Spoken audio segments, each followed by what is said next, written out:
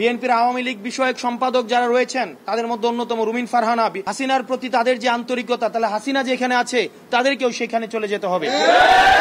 যিনি হাসিনার পতনে সবচেয়ে বেশি আমার মনে হয় কষ্ট পেয়েছেন, সবচেয়ে বেশি কষ্ট পেয়েছেন, তিনি হচ্ছেন রুমিন ফারহানা। আমরা আজকে যে ন্যাক্কারজনক যে ঘটনাটির পুরো বাংলাদেশ যেটি সাক্ষী হয়েছে, এটি মূলত হচ্ছে আগামী নির্বাচন কেমন হতে পারে এবং সেই নির্বাচনে এই নির্বাচনের ভূমিকা কি, নির্বাচন কমিশনের ভূমিকা কি হবে এবং আগামী নির্বাচনে বিএনপি কি ভূমিকা রাখবে এবং পুলিশ কি দর্শকের ভূমিকা রাখবে, কি ভূমিকা পালন করবে, সেটির আজকে প্রমাণ হয়ে গিয়েছে।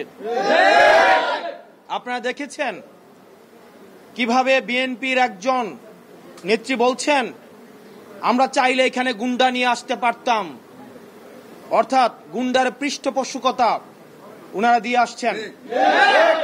আমরা দেখছি নির্বাচন কমিশনের বাহিরে লাঠি সুটা নিয়ে মহড়া দিচ্ছে।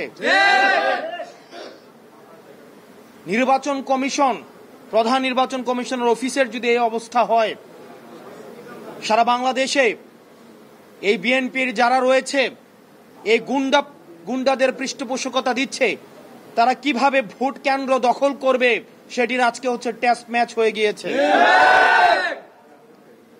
এবং এইসব নেতাকর্মী বাংলাদেশে কিভাবে, হাসিনার সময় আমরা বলতে শুনেছি, হাসিনা বলতো 20টা হুন্ডা 10টা গুন্ডা নির্বাচন ঠান্ডা। আর আজকে রুমিন ফারহানা, যিনি হাসিনার কাছে ফ্ল্যাটের জন্য আবেদন করেছেন, যিনি হাসিনার পতনে সবচেয়ে বেশি আমার মনে হয় কষ্ট পেয়েছেন, সবচেয়ে বেশি কষ্ট পেয়েছেন, তিনি হচ্ছেন রুমিন ফারহানা। আমরা 15 আগস্টে আওয়ামী লীগ থেকেও বেশি আওয়ামী লীগ পণ্য যাদেরকে মনে হয় তাদের মধ্যে রুমিন ফারহানা অন্যতম। উনি সব সময় বলে থাকেন বিগত 15 বছর নাকি উনি অনেক ভালো ছিলেন। উনি অবশ্যই ভালো থাকবেন, কারণ উনি যত ধরনের আওয়ামী সুবিধা রয়েছে সব ধরনের সুবিধা উনি নিয়েছেন। আজকের নির্বাচন কমিশনের যে ভূমিকা রেখেছেন, আমরা সেই ভূমিকাকে আমরা সবসময় প্রশ্নবিদ্ধ আমরা করে এসেছি। আমরা পুলিশকে দেখেছি এখানে নীরব দর্শকের ভূমিকা পালন করেছে। আমরা দেখলাম পুলিশ আমাদের নেতা কর্মীদেরকে আমাদের কিভাবে নির্বাচন কমিশনে ঢুকতে বাধা দিয়েছে, অন্যদিকে বিএনপির নেতা কর্মীদেরকে কিভাবে ফ্রি এক্সিট দিয়েছে। এবং এই নির্বাচন কমিশন কতিপয় পার্টির এটা পার্টি অফিস হয়ে গিয়েছে। প্রিয় সাংবাদিক বৃন্দ, আমরা বলে এসেছি, বারবার করে বলে এসেছি, আমরা একটি গ্রহণযোগ্য অবাধ নিরপেক্ষ নির্বাচনের দিকে আমরা যেতে চাই। আর বাংলাদেশের মানুষ গণতান্ত্রিক উত্তরণের জন্য অপেক্ষা করছে, কিন্তু বাংলাদেশের মানুষ আবার গুন্ডাতন্ত্রের দিকে যেতে চায় না। বাংলাদেশের মানুষ আবার 11-এর মঞ্চস্থের জন্য অপেক্ষা করছে না। আবার যদি একটি সুষ্ঠু, অবাধ, আমাদের গ্রহণযোগ্য অন্তর্ভুক্তিমূলক নির্বাচন হতে চায়, তাহলে এই নির্বাচন কমিশনের আমরা বস্তুনিষ্ঠ পেশাদারিত্বের ভূমিকায় আমরা দেখতে চাই।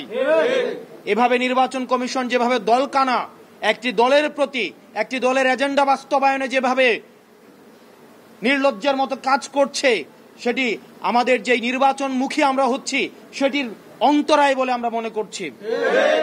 সেজন্য আমাদের একটি সুষ্ঠু নিরপেক্ষ নির্বাচনের জন্য আমাদের এই নির্বাচন কমিশনকে অবশ্যই আমাদের দল মত নির্বিশেষে নিরপেক্ষ ভূমিকা পালন করতে হবে। নতুবা আমরা এই নির্বাচন কমিশনের পুনর্গঠনের জন্য আমরা অনতিবিলম্বে এই নির্বাচনের প্রতি, কমিশনের প্রতি যে আমাদের আস্থা ছিল, সেই আস্থা ক্রমশ ক্ষীয়মান। আমাদের দল নিবন্ধন থেকে শুরু করে, মার্কা বরাদ্দ থেকে শুরু করে, আমাদের যে সীমানা নির্ধারণ, প্রত্যেকটি কাজে কাজে আমরা দেখেছি, আমরা যখন নির্বাচন কমিশনের সাথে মিটিং করি আমরা দেখি তাদের এক ধরনের আচরণ থাকে, তারপরে তার একটা সময় চাই, ওই সময়ের মধ্যে কি হয় এটা তারাই বলতে পারবেন। রিমোট কন্ট্রোল নির্বাচন কমিশনের কোথায় রয়েছে এটা আমাদের কাছে এখনো পর্যন্ত সেটা অজ্ঞাত। নির্বাচন কমিশনের যারা কমিশনার রয়েছে, আপনারা যদি মনে করেন আপনারা নিজেরা আপনাদের এই নির্বাচন কমিশন পরিচালনা করতে পারবেন না, আপনারা অন্যরা কেউ পরিচালিত করে আপনাদেরকে, আপনারা মানুষের সামনে সেটি প্রকাশ করুন।